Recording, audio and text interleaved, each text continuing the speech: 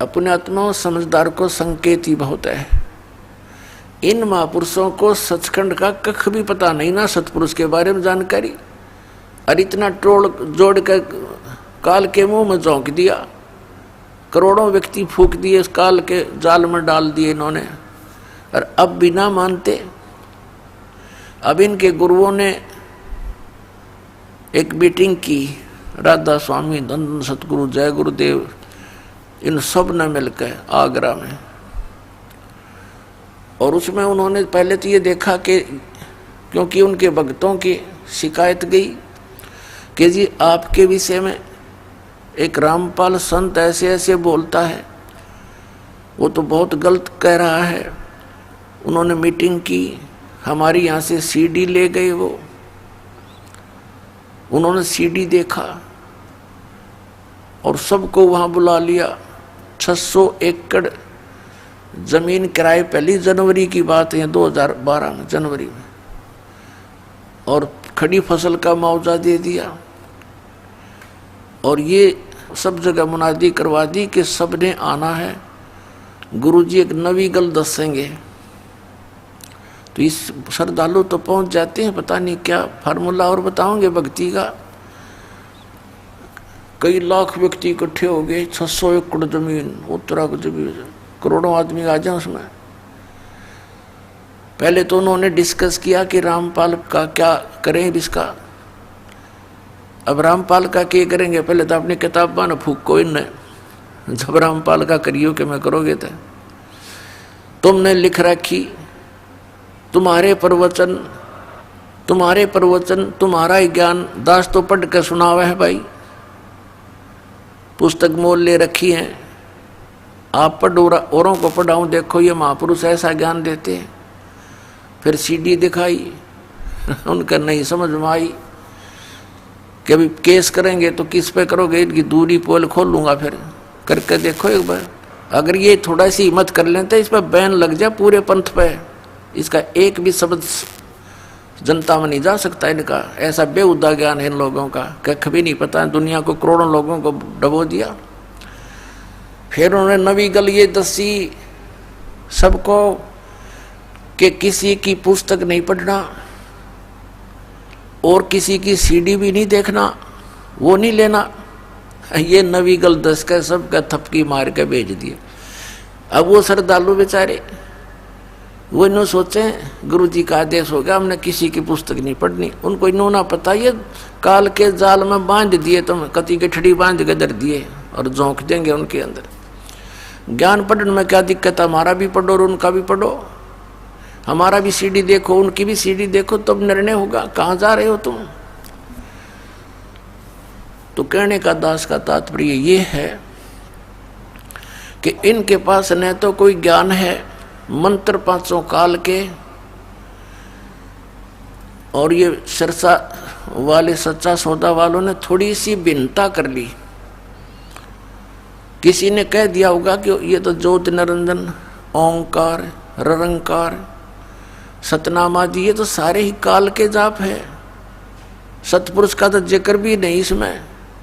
तो इन्होंने अपनी सूझबूझ से कि लोग नो ना कहेंगे ये काल के नाम हैं, 3 नाम चला दिए, सतपुरुष, अकाल मूर्त, शब्द स्वरूपी राम। और यूँ कहते हैं किसी को बताना नहीं। अब श्रद्धालु तो ऐसे होते हैं भाई नहीं बताना। अब ना बताने का कारण क्या होता है वो बताएगा दास आपको। अब ये अकाल मूर्त, शब्द स्वरूपी राम और सतपुरुष ये तो एक ही परमात्मा के महिमात्मक वचन शब्द हैं और पर्यायवाची हैं। जैसे जल पानी नीर, जल पानी नीर। अब जल कह दो, 3 कहने की क्या आवश्यकता है, जल कहो चाहे पानी कह दो चाहे नीर कह दो। जल पानी नीर कहने से मोक्ष हो जाएगा, यानी सतपुरुष अकाल मूर्त शब्द स्वरूपी राम ये रटते रहो, नहीं।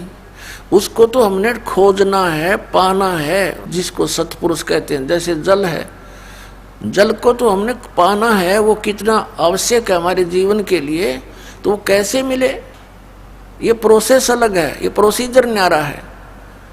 बोकी लाओ, पाइप लाओ और फिर बोकी मारो, जमीन के अंदर जल है वहां से प्राप्त करना है। और फिर जब बोकी और पाइप का कार्य जल तक पहुंचना है, जल को बाहर निकालना नहीं बोकी और पाइप का कार्य। उसके बाद फिर मशीन लगेगी हैंड पंप, वो हैंड पंप की भी फिर प्रैक्टिस करनी है, उसकी सेवा करनी है, उसका अभ्यास करना है। तो जब जल निकलेगा बाहर, जिसको हम खोज रहे थे, जल पानी नीर करने से नहीं, वो प्रोसेस अलग है, वो प्रोसीजर न्यारा है, वो इंस्ट्रूमेंट अलग है जिनसे वो साधना की जाएगी। 2 अक्षर का सतनाम है जिसमें एक ओम मंत्र है, एक तत् मंत्र सांकेतिक है। इसकी बोकी लगानी है श्वास उश्वास से। ये 2 अक्षर का सतनाम है। एक संत मत प्रकाश भाग 4 है, श्री सावन सिंह जी द्वारा लिखी हुई, उसके वचनों का संग्रह। उसमें श्री सावन सिंह जी कहते हैं 261 पृष्ठ पे कि सोई गुरु पूरा कहावे जो 2 अक्षर का भेद बतावे, कि ये गुरु ग्रंथ साहिब में लिखा, ऐसा वो बोल रहे हैं। और फिर बताया है कि नानक साहब जी कहते हैं जे तू पढ़िया पंडित बिन 2 अक्षर बिन 2 नावा, प्रणवत नानक एक लंघाए जे कर सत समावा। नानक साहब जी कहते हैं कि हे पंडित, यदि तू 2 अक्षर के उस नाम बिना चाहे सारे ग्रंथों को घोट ले, इसे कोई लाभ नहीं होगा। अगर तूने ये 2 अक्षर नहीं पढ़े, नहीं जाप किया, तो यूजलेस है। फिर कबीर साहब का रेफरेंस दिया है कि कहे कबीर अक्षर 2 भाग, होगा खसम तलेगा राख। अब कबीर साहब कहते हैं 2 अक्षर के मंत्र का तू जाप कर, भाग माने बोल, जाप कर। और यदि इन 2 अक्षर के नाम, यो सतनाम है, ये सतनाम जाप का नहीं है, ये 2 अक्षर का नाम सतनाम है। और होगा खसम तलेगा राख, यानी इस नाम का अधिकारी इस पृथ्वी पर 21 ब्रह्मांड में इस दास के अतिरिक्त कोई नहीं है 2 अक्षर के नाम को देने वाला। इनको पता ही नहीं, देंगे टट्टू ये। इन्हें सतनाम कहना पता तो क्या है, सतनाम सतलोक है, सचखंड है, सतनाम सथान है, सतनाम सतपुरुष है, सतनाम सतलोक भी सतनाम को कहते हैं, सार शब्द भी सतनाम को, सत शब्द भी सतनाम को। तो ये अधिकारी है ये, इनको कख भी पता नहीं किसी भी अध्यात्म मार्ग का, और इतनी दुनिया को काल के मुंह में झोंक दिया। तो इसका देने का अधिकारी इस वर्तमान में इस दास के अतिरिक्त कोई नहीं था। और पहले इन महापुरुषों को मना कर दिया था जिनको ये सतनाम परमात्मा ने दान किया था। अब 2 अक्षर का ही सतनाम है, इसका अधिकारी से लिया हुआ जाप करोगे तो इसका समय आने पर आपकी रक्षा होगी और सचखंड प्राप्त होगा। लेकिन सार शब्द आदि नाम, जिसको सार नाम कहते हैं, सार नाम अर्थात आदि नाम के बिना फिर भी काम अधूरा। एक सतनाम एक सार नाम। सतनाम में 2 अक्षर है, एक ओम एक गुप्त।